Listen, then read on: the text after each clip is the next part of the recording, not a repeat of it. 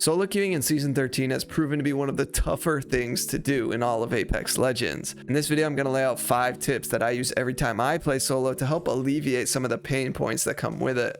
If you're solo queuing with randoms in Apex and you want to start seeing more success, then this is the video for you. So let's get into it. Tip number 1, make sure to always manually select your legend during the character selection screen. Not only can this help secure the best legend for you, which I'll talk about later on in the video, but also if your randoms end up not picking their legend during this time, they will most likely not be the jump master.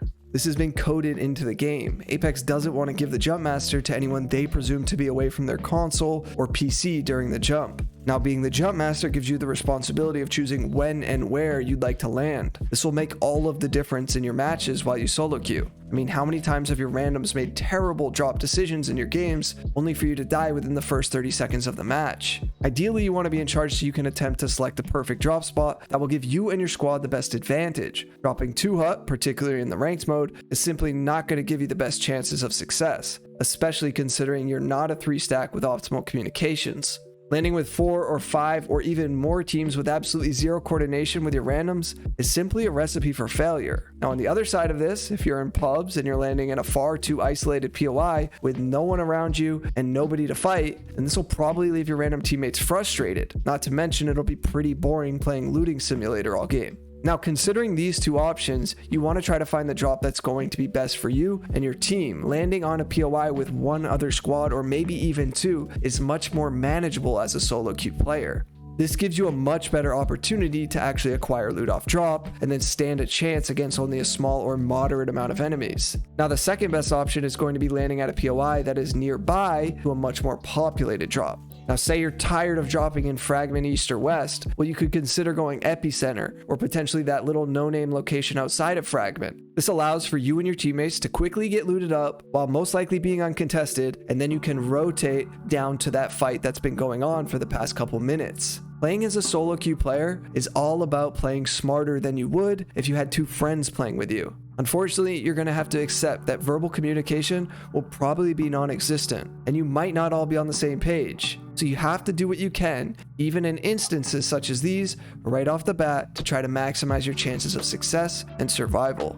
Before I move on to tip number 2, I'd like to thank today's video sponsor, SizzleGG. This is a website where you can download free, automatic, action-packed highlights of your previous Twitch or YouTube streams. No software is needed. SizzleGG saves you time and money by automatically picking the best parts of your streams and turning them into clips and compilations for games such as Apex Legends, Fortnite, Warzone, League of Legends, Rainbow Six Siege, and FIFA 2022. They're adding many more games on a regular basis too. SizzleGG allows you to get your highlights in compilation and individual clip form. But not only that, you can also directly upload your best moments to Twitter and TikTok from Sizzle in just a few clicks. Check out the link in the description to learn more about SizzleGG, and thanks again to Sizzle for sponsoring this video. Tip number 2 is all about learning to play your own life. In many cases, as a solo queue player, prioritizing your own survival is going to be one of the most important things that you can do. This will apply to both ranked and pubs, but it will be even more important in ranked since it's your RP that will be on the line. We all know that random teammates are far from perfect. In an ideal Apex world, all of our randoms would use voice comms the entire match, be of similar skill as one another, and play well as a team with the goal of winning that match. This, however, is simply just not the case. A lot of the times, randoms might not say a word the entire game. They might not even use a single ping. You may only hear a peep out of them after they go down and they're mad at you for not being a mind reader and knowing exactly what they were thinking at that time. If any of these sound familiar and are the case, well, you've got to prioritize yourself as number 1. Play your life.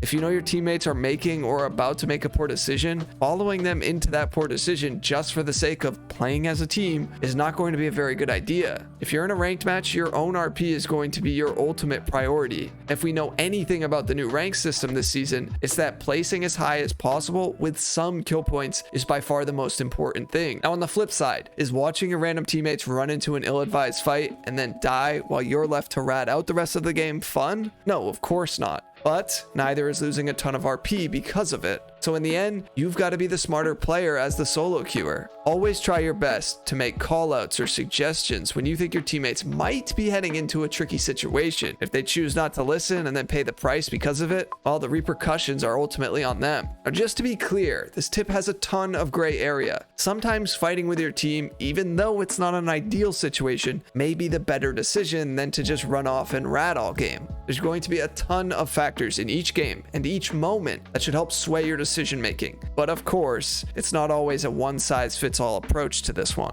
Tip number 3 boils down to playing the right legend while you solo queue. Listen, some legends are simply going to be far better than others when you're left in a game all alone by yourself. You've got to consider who's going to be an asset to the team, but also who's going to be an asset to you when you have no team left. Whether your teammates drop incredibly hot, die, and immediately leave the game, or they full send a fight they had no business pushing in the first place and die because of it, you'll probably be on your own, and the legend you pick will make all of the difference. Now, some of the best options as a solo player are always going to be mobility legends such as Pathfinder, Horizon, Wraith, Octane, or Valkyrie. However, other legends such as Bloodhound, Seer, Mirage, Bangalore, or even Fuse are going to give you some small advantages when you're out there trying to survive all alone. When it comes to mobility legends, you're often able to offer mobility to your team as well. Pathfinder has a zip line, Octane has his jump pad, Horizon has her gravity lift, and of course Valkyrie has the most powerful ultimate in the entire game. But the great thing about these legends is even if your team dies and or leaves, you still have all of these great movement abilities at your disposal to help you evade enemy teams and learn to outplay them. If you're picking a legend like Lifeline or Gibby though with the team in mind, they don't necessarily offer much help to you once you're all alone, which unfortunately is bound to happen while you solo queue. If a mobile legend isn't your strong suit though, there's still many other options like I said. Bloodhound or Seer can provide massive amounts of information for your squad through their scans and their tracking abilities. And as a solo player, these abilities will also cause great benefit to you in fights where you're probably outnumbered, or even just avoiding fights altogether if needed. Mirage has the ability of causing chaos and confusion with all of his decoys, as well as his fantastic invisible revive ability for your team. But even if you're left alone, his bamboozling tactics can create amazing opportunities to outmaneuver and outplay an enemy team by somewhat creating your own team on the fly. Bangalore is full of defensive measures to help both you and your team survive, no matter the situation you're in. Her double time passive alone allows for amazingly quick getaways, and paired correctly with her smokes, well, she can be a very frustrating legend to catch up to. And if you've ever gone up against a Fuse, you know just how annoying and frustrating it is. Those knuckle clusters and grenade bombardments are ridiculously oppressive and can easily keep you from making a move on an enemy team when placed correctly. The pure amount of mayhem that someone like Fuse or even Mad Maggie can shell out make them both incredible offensive and defensive legends, whether you've got a full squad or you're running around solo. Really take the time to look at what legend you choose when solo queuing and decide whether or not their kit is going to benefit the team, but also benefit yourself should you be abandoned by your squad. Always looking out for yourself is going to be one of your top priorities while solo queuing. Tip number 4,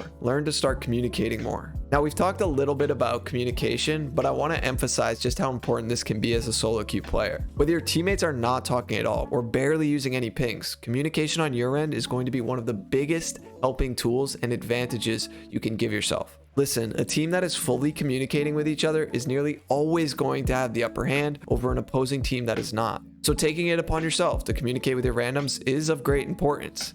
Try to make good callouts wherever necessary, let them know who's weak and what armor they're on, etc. And even try to take the lead a little at times. You'd be surprised at how often teammates will follow your lead if you make confident calls, even if they never say a word the entire game. And yes, I know, not all of us love to talk with randoms in this game, whether you're simply a bit shy or you've been yelled at one too many times by a toxic teammate and don't care to put yourself out there like that. Trust me, I get it. But if this happens to be the case, I still strongly encourage you to use the other tools at your disposal to communicate with your team. Most of you know Apex has a very in-depth pinging system with all sorts of callouts right at your fingertips. Even if you don't care to verbally communicate, using the array of pings available can be vital during your matches. Be sure to go beyond just pinging "let's go here" and "enemy there." There are so many more useful pings that can be actively used to let your team know what you're thinking or what you're doing. Be mindful of what ammo your team is running, what armor they have, and what backpack they have as well. You can use this information so you know what you can ping for them and be a helpful teammate. And if you're lucky, they'll also want to do the same for you. The bottom line is that the teams that you'll be going up against while solo queuing may be playing in a coordinated 3-stack, so they are always going to know more than 3 randoms who aren't saying a word between them. This makes ultimately fighting teams harder because your team is going to be at a severe disadvantage. So trust me when I say start communicating a little bit more with your randoms. Tip number 5 is very simple. Start being the teammate you want to see in Apex Legends. This is probably one of the most important tips, and we all know about the golden rule. Treat others the way you want to be treated. But I swear, if more people in Apex Legends started doing this, the solo queue experience